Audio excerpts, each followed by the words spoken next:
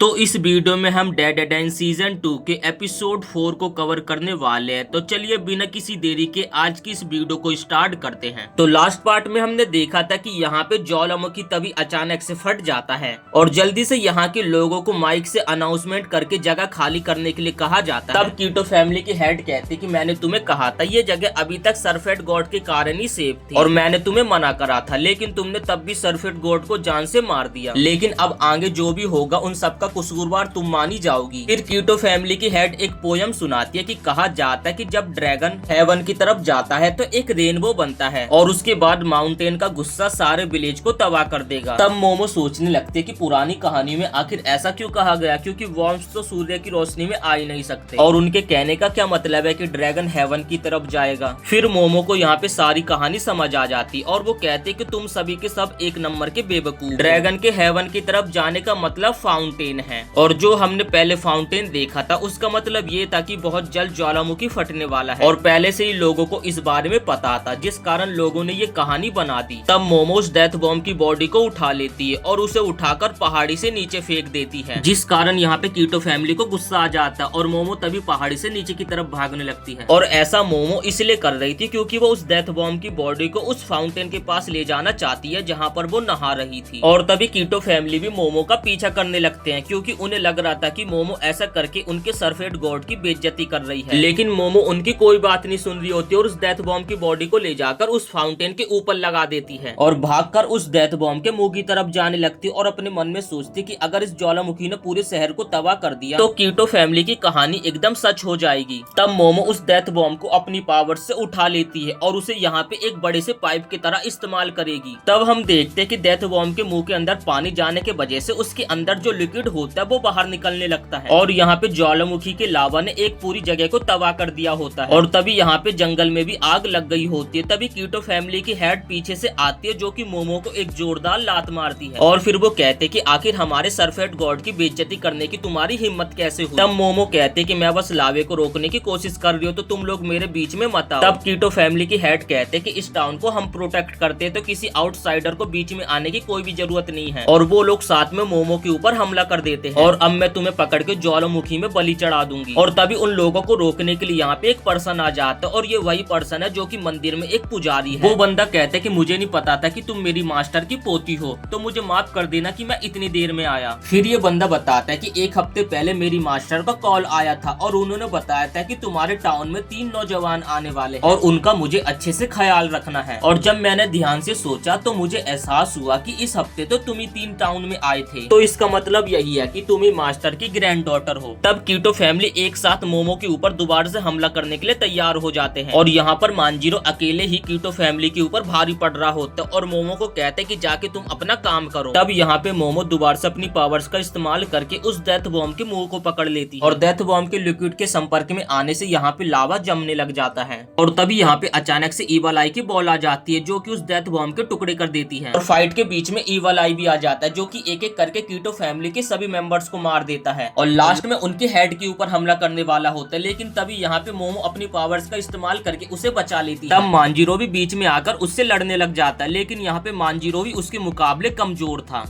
तब मोमो यहाँ पे मांजीरो को भी बचा लेती है, जिसपे ईवल आई कहता है कि तुम मुझे इरिटेट कर दियो, सबसे पहले मुझे तुम्हें मारना पड़ेगा फिर इन सभी को मारूंगा। तब मोमो कहते कि चुप कर जाओ, अगर तुम ऐसे ही करते रहोगे तो तुम भी मारे जाओगे और ऊपर से मैं जीजी को एक खूनी बनते हुए भी नहीं देख सकती। और तब यहाँ पे मोमो को अचानक से ओकारून की याद आ जाती है और वो कहती है कि रुको जरा, तुम यहाँ पे हो तो ओकारून कहाँ है, आखिर तुमने ओकारून के साथ करा क्या। तब यहाँ पे मांजीरो भी थोड़ा घबराने लगता है और वो कहते हैं कि मुझे नहीं पता था कि यहाँ पे चीजें इतनी ज्यादा कॉम्प्लिकेटेड हो जाएंगी। तब कीटो फैमिली की हेड कहते कि ये सारी तुम्हारी गलती है, जिसपे मोमो कहते कि अभी ये सारी बात करने का बिल्कुल भी समय नहीं है। और मोमो कहते कि हमें सबसे पहले इसका कुछ करना होगा, जिसके बाद वो तीनों यहाँ पे साथ में लड़ने के लिए उससे तैयार हो जाते हैं। और तभी यहाँ पे ईवल आई लाइट की स्पीड से उन सभी के ऊपर हमला कर देता है, लेकिन मोमो उन्हें झुकने के लिए बोलते जिस कारण वो तीनों यहाँ पे बच जाते हैं। लेकिन यहाँ पे वो खुद खतरे में पड़ जाते, जिसपे मांजीरो बीच में आकर मोमो को बचा लेता है। तब कीटो फैमिली की हेड ईवल आई के ऊपर हमला कर देती है, लेकिन उसे कुछ भी असर नहीं होता होता। और जैसे इवल आई कीटो फैमिली की हेड के ऊपर हमला करता तो तभी बीच में मोमो उसे बचा लेती है। तब यहाँ पे मोमो अपनी पावर्स का इस्तेमाल करके इवल आई को जकड़ लेती है। तब यहाँ पे इवल आई की बॉल मोमो की साइकिक पावर को तोड़ देती और उसके जस्ट बाद वो मांजिरो के ऊपर एक जोरदार किक मारता और उसे दूर कर देता है। और फिर काफी फुर्ती में वो मोमो के ऊपर हमला कर देता है और उसकी किक मोमो के चेहरे पर लगने वाली होती है। तभी बीच में एक और प्लेयर आ जाता है जो कि इवल आई के मुंह पर एक जोरदार पंच मारता है और इवल आई के साथ बॉक्सिंग करते हुए उसे पीछे धकेल देता है। और यहाँ पे मोमो को कुछ भी समझ नहीं आ रहा होता तभी आसमान से एक यूएफओ की रोशनी चमकती है जिसमें से तारो और मोमो की ग्रैंड माँ बाहर निकल रहे होते हैं। तब यहाँ पे मोमो की ग्रैंड माँ नीचे छलांग मार देती है और कापा के साथ यहाँ पे इवल आई से फाइट करने के लिए तैयार हो जाती है। जिसके बाद मोमो की ग्रैंड माँ और इवल आई के बीच में यहाँ पे फाइट स्टार्ट हो जाती है जिसमें इवल आई का कोई भी हमला मोमो की ग्रैंड माँ को टच भी नहीं कर पा रहा होता है और वो दोनों यहाँ पे एक दूसरे को बराबर की टक्कर दे रहे होते हैं। तभी ग्रैंड माँ टोमा को भागने के लिए कहते हैं जिसके तुरंत बाद यहाँ पे टोमा भागना स्टार्ट कर देता है और वो भागते भागते इवल आई के पास आ जाता है और उसे मार के दूर कर देता है। लेकिन अगली बार हमला करने से पहले इवल आई टोमा के ऊपर हमला कर देता है और उसकी हड्डियों के ढांचे के टुकड़े कर देता है। तब हमें पता चलता है ये तो मोमो की ग्रैंड माँ का एक प्लान होता है जिन्होंने की तारो की बॉडी के ऊपर एक तिलिस्मान लगाया होता है ताकि वो इवल आई की बॉडी को अपने बस में कर सके। और यहाँ पे तभी मांजिरो एक मंत्र जाप करने लगता है और जिस कारण यहाँ पे तारो की बॉडी के टुकड़े इवल आई की बॉडी के ऊपर चिपकने लग जाते हैं और यहाँ पे इवल आई को वो लोग एक अनोखा दिमाग लगा के कैद कर लेते हैं और फिर वो लोग यूएफओ का इस्तेमाल करके यहाँ पे उस डेथ बॉम्ब की बॉडी को उठा लेते हैं और उसके लिक्विड से लावा को यहाँ पे ठंडा करने लग जाते हैं। और यहाँ पे मोमो की ग्रैंड माँ मांजिरो की क्लास लेने लग जाती है और कहते हैं कि मैंने तुम्हें सब कुछ पहले बता दिया था लेकिन तब भी तुमने सब कुछ होने दिया। जिस कारण मांजिरो यहाँ पे माफी मांगने लगता है और कहता है कि इसमें सारी की सारी गलती आपकी है, आपने तो मुझे ये नहीं बताया था कि मुझे करना क्या है। लेकिन यहाँ पे आपको तो मेरी तारीफ करनी चाहिए क्योंकि मैंने इतनी छोटी सी इन्फॉर्मेशन से यहाँ पे सब कुछ हैंडल कर लिया। जिसके बाद वो यहाँ पे मांजिरो की तारीफ करने लगती है और कहती है कि हाँ तुमने काम तो अच्छा करा लेकिन यहाँ पे तारो ने भी हमारी काफी ज्यादा मदद करी क्योंकि हम उसकी वजह से इवल आई को कैद कर पाए। तभी हम देखते कि ये सब करने के कारण यहाँ पे तारो के जो इंटरनल ऑर्गन्स होते वो बाहर निकल गए होते हैं और वो काफी ज्यादा घबरा रहा होता है और वो कहता है कि आखिर मैं इन सब का क्या करूंगा। इसके बाद हम मोमो को देखते जो कि भागती हुई ओकारून को बचाने के लिए जा रही और फाइट के दौरान साइकिक पावर्स का इस्तेमाल करने के कारण यहाँ पे मोमो अपनी साइकिक पावर्स का इस्तेमाल नहीं कर पा रही होती है। तब कापा यहाँ पे अपनी बॉक्सिंग का इस्तेमाल करके मोमो की मदद करने लगता है और वो लोग तभी देखते कि जिस गड्ढे में ओकारून था उस गड्ढे में यहाँ पे लावा भर चुका है।